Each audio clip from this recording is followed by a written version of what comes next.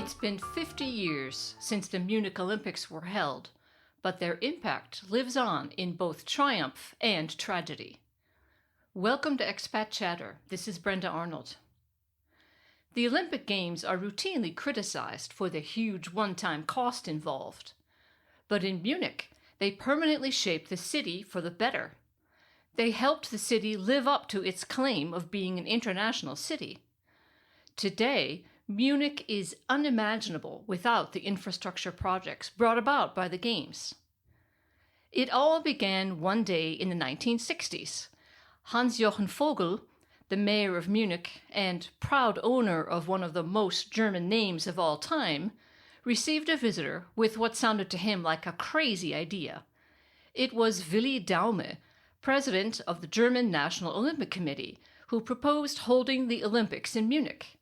He even had the perfect venue in mind, a former airbase in the north of the city that would provide sufficient space for everything required: athlete lodging, an arena, and stadiums. This central location would also ensure that the facilities would continue to be used in the future. If you've ever followed the I information sign at a train station or somewhere similar, then you've seen a product of the Munich 1972 Olympics. Its designer, a man with the ultimate Bavarian name of Otto Eicher, crafted not only the posters for these Olympics, he also developed the icons still in use today for swimming, athletics, archery, etc. He didn't stop at sports either, but also masterminded icons for taxis, passport control, and many other things.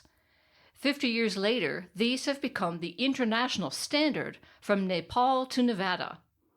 You can verify this by flying Lufthansa. He designed their logo too. There was also romantic intrigue at the Games. In a previous era, royalty took great pains to pair their offspring with a suitable blue blood companion to maintain the royal brand, as it were. This networking aimed to keep power in the family and prevent conflict, but often failed, most notably in the extended family quarrel known as World War I. So many of the European heads of state at that time were related that Great Britain's Queen Victoria was nicknamed the grandmother of Europe. The King of England and the last Tsar of Russia were said to have looked like brothers. But modern monarchs get to choose their spouses, something that Crown Prince Carl Gustaf of Sweden took to heart. While visiting the Munich Olympics, he fell in love with the interpreter Sylvia Sommerlath. She became Queen Sylvia of Sweden, guaranteeing her a place in both German hearts and tabloids for decades to come. Any chance of forgetting what Queen Sylvia or her offspring are wearing, thinking, or doing is quickly dashed by a few minutes in the waiting room at the local hairdressers. The former airbase was transformed into an entirely new area of the city. The Olympic Park includes the Olympic Stadium, Olympic Hall, and the Olympic Tower, which in the meantime is one of Munich's best-known landmarks. The Olympic Village now serves as student housing. Built to house Olympic athletes, these apartments are located just a few kilometers from many major universities. Munich touts itself as the Weltstadt mit Herz, a world metropolis with a heart, but it sure was late in jumping on the urban transport bandwagon.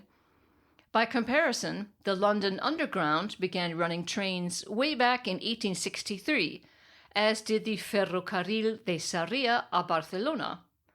The Paris Metro began chugging along in 1900, and New York's first underground trains began rumbling in 1904. Up north, Munich's urbane Prussian sister, Berlin, built its system in 1902. Bavarians are nothing if not conservative, but by 1972, even they were ready to build an urban train network. What tourists know today as the heart of Munich did not exist in this form prior to 1972, the pedestrian zone.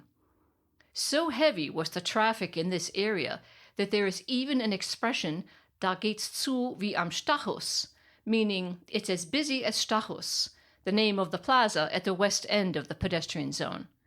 This is the Bavarian version of "it's like Grand Central Station."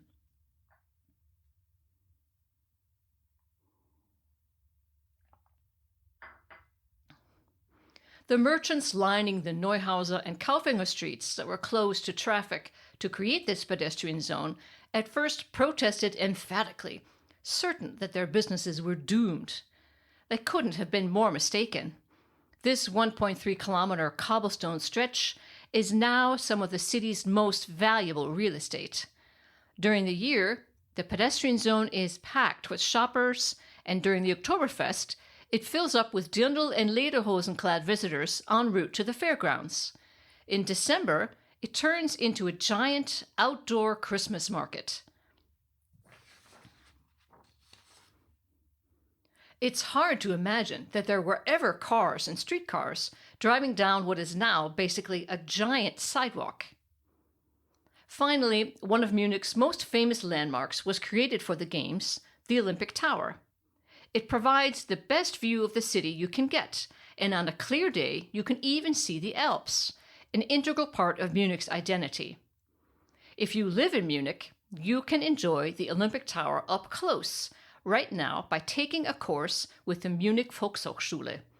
They are holding several classes right inside the tower. If taking Hatha Yoga inside the Olympic Tower doesn't take you to new ethereal heights, I'm not sure what would.